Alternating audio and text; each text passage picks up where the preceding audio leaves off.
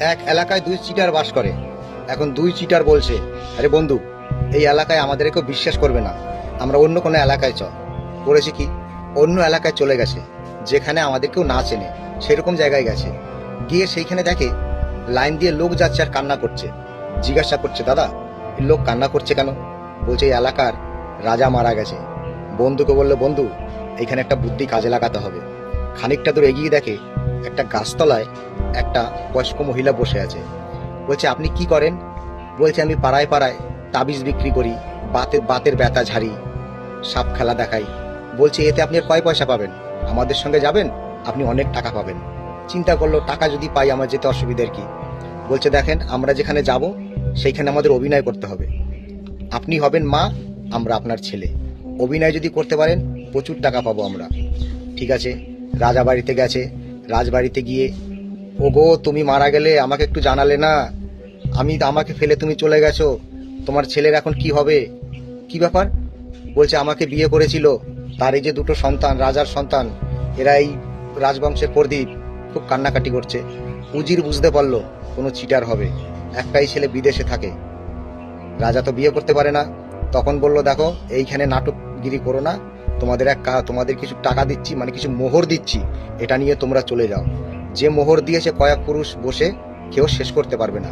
এখন চিন্তা করলো যে এই মোহরটা তো ভাগ করতে হবে 3 ভাগে, কিন্তু 3 ভাগ করা যাবে না, ভাগ করবো 2টো।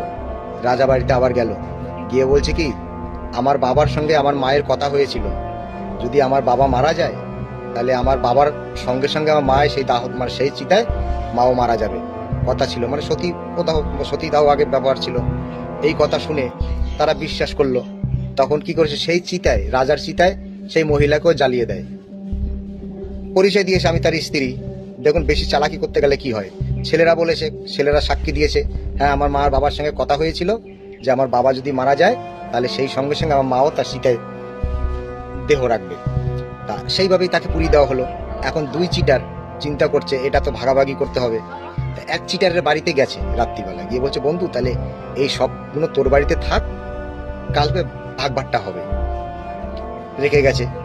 এবার ওই চিটার ওর বউকে বলছে, কি গো, সকালবেলা কিন্তু আমার বন্ধু চলে আসবে, আসার আগে তুমি আমাকে একটা সাদা থান দিয়ে ঢেকে দেবে, দিয়ে কান্নাকাটি করবে, ওগো তুমি আমায় ফেলে চলে গেলে, মারা গেলে, মারা গেলে যেরকম কান্নাকাটি করতে তুমি সেরকম কান্নাকাটি করবা। ঠিক সকালবেলা কান্নাকাটি করছে, আমার স্বামী মারা গেছে। এদিকে বন্ধু এসছে, বন্ধু এসে দেখে যে আমার বন্ধু মারা গেছে। ও তো চিটার, তো বুঝতে পেরেছে তুই আমাকে ভাগ দিবি না, সেই জন্য মজা দেখাচ্ছি দাঁড়া। এখন তো খুব কান্নাকাটি শুরু হয়ে গেছে, মারা গেছে। তখন ওই বন্ধু আবার বলছে বন্ধুর বউকে, আপনাকে একটা কথা বলি, মারা যাওয়ার আগে আমাকে একটা কথা বলেছিল যে আমি যদি মারা যাই বন্ধু তুই আমার একটা ইচ্ছা পূরণ করিস। বলছে কি? বলছে আমার খুব ইচ্ছে আমার পায়ে দড়ি দিয়ে আমায় টানবি, আমি মারা যাওয়ার পরে, পায়ে দড়ি বেঁধে আমায় টানবি। বলছে আমার বন্ধুর ইচ্ছা আমার পূরণ করতেই হবে, তুমি আর না করো না। এখন বউ কিন্তু কিছু বলতেও পারছে না, যেহেতু মারা গেছে। ঠিক আছে নিয়ে যাও। পায়ে দড়ি বেঁধে টানতে টানতে নিয়ে গেছে। একবারে বলেছে টানতে টানতে নিয়ে একবারে শ্মশানে ওকে পুড়িয়ে দিয়ে আসবো। নিয়ে গেছে। এইবারে ও তো জানে যে মরেনি, টানতে টানতে নিয়ে যাচ্ছে, গায়ের চামড়া সব উঠে রক্ত বেরিয়ে গেছে, তাও শব্দ করছে না। ও ক্লান্ত হয়ে গেছে, এত ভারী মানুষ টেনে নিয়ে যাচ্ছে, মাঠের ভিতর দিয়ে যাচ্ছে। যেতে যেতে জমির ভিতরে বড় বড় মাটির টেলা, তার ভিতর দিয়ে নিয়ে যাচ্ছে। চামড়ার মুখের একদম পুরো রক্ত ভর্তি হয়ে গেছে, তাও কোনো শব্দ নেই। শব্দ করলেই তো সম্পত্তির ভাগ দিতে হবে, শব্দ করা যাবে না। এখন যেতে যেতে অন্ধকার হয়ে গেছে, সামনে একটা গাছতলায় গিয়ে ক্লান্ত হয়ে গেছে, বসে আছে ওইটাকে, মরাটাকে পাশে নিয়ে। এখন চিন্তা করলো অন্ধকার হয়ে গেছে, রাত্রির হলে তো তোকে তো মানে জাগতেই হবে, কথা তোকে বলতেই হবে। ও করেছে কি, গাছে উঠে বসে আছে আর মরা নিচে। এখন গাছে উঠে বসে আছে, মরা তো নিচে, ওইখান দিয়ে আবার ডাকাত যাচ্ছে ডাকাতি করতে গিয়ে যেতে যেতে দেখে সামনে মরা। ওরা বলছে এই সামনে যখন মরা, ডাকাতি আজকে আমাদের ভালো হবে। এবারে সত্যি সত্যি ডাকাতি করতে গেছে, প্রচুর টাকা ডাকাতি করে নিয়ে আসছে। আসার সময় দেখে সেইখানে সেই মরা। বলছে এই মরার জন্যই আজকে আমাদের ডাকাতি ভালো হয়েছে, এইখানে 1 বস্তা রেখে যা টাকা। 1 বস্তা রেখে গেছে। এবার যেতে যেতে বলছে এই টাকা যদি অন্য লোকে কেউ নিয়ে যায় তাহলে এক কাজ করি, ওর মরার পেটটা চিরে পেটের ভিতরে টাকাগুলো ভরে দিই। ওই কথা শুনেই ওই মরা উঠে বসেছে, বসেই বলছে বন্ধু নিচে নাম। ওই ডাকাতরা দেখলো কি এ তো ভূত, মরা উঠে বসেছে, ওদের কাছে যা ছিল সেইগুলো ফেলেতে দৌড়। এখন বন্ধুকে বলছে বন্ধু এই টাকা ওরা যে ফেলে গেছে সব টাকা নিয়ে চল।